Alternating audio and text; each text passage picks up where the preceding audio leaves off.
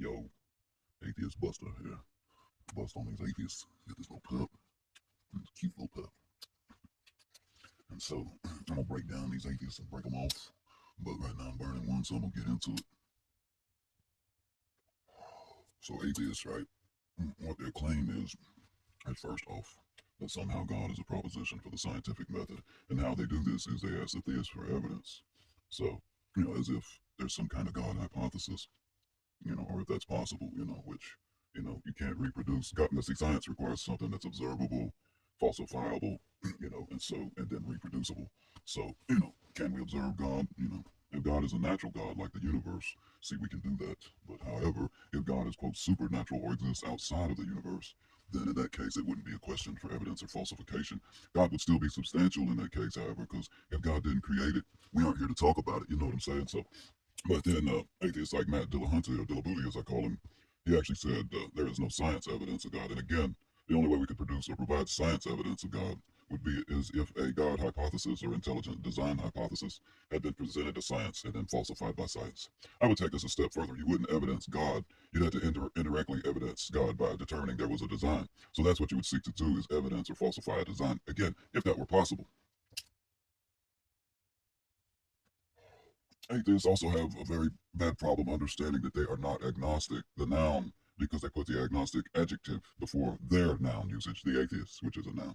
So you can't have a noun. That doesn't work usually, unless you're a car or vehicle or something, and then you're being redundant. And then they have these terms called synonyms, which is what the pantheist is saying. They're equivocating the universe as a synonym to the terminology God.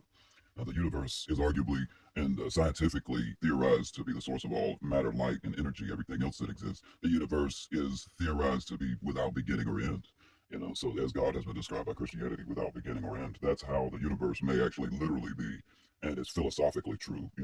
Then we have pan-protopsychism, which is in line with or theory of Sir Roger Penrose and Stuart Hameroff, biologists, theoretical physicists. They get together, get it going on.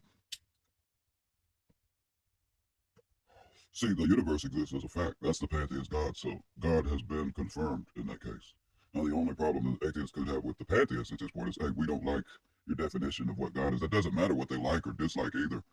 That's not their choice. They are the atheists. That's a factual God that exists in reality. So they're talking about if you could substantiate that, you could win the Nobel Prize. Well, where is it? I should have it. Actually, Spinoza should have won the Nobel Prize for proving the existence of God a while back.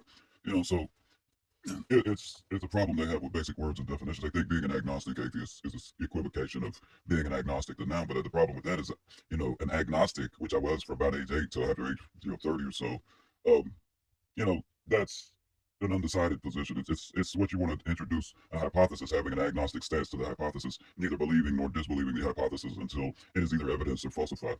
God is not a proposition necessarily for evidence or falsification, unless you're talking about the pantheist, which that's been established as a fact. Our God, the universe. Einstein apparently was a genius or something, right?